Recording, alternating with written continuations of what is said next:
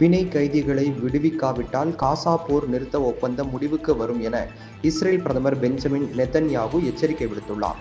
Israel மற்றும் Hamas பயங்கரவாதிகள் இடையே கடந்த 2023ஆம் ஆண்டு அக்டோபர் மாதம் 7ஆம் தேதி போர் தொடங்கி பல்லாயிரக்கணக்கான உயிர்கள் பலியானது.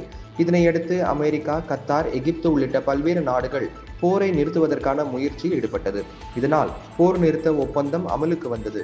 ஒப்பந்தத்தில் ஹமாஸ் பயங்கரவாதிகள் பிடித்துச் சென்ற பிணை கைதிகளை விடுவிக்கவும், அதற்காக இஸ்ரேல் சிறையில் உள்ள பாலஸ்தீனர்களை விடுவிக்கவும் முடிவு செய்யப்பட்டது. அதன்படி பிணை கைதிகள் விடுவிக்கப்பட்டு வருகின்றனர். இருப்பினும் இஸ்ரேல் போர் நிறுத்த ஒப்பந்தத்தை மீறுவதாக ஹமாஸ் அமைப்பு குற்றம் சாட்டி பிணை கைதிகள் விடுவிப்பதை நிறுத்துவதாக சில தினங்களுக்கு முன்பு அறிவித்துள்ளது.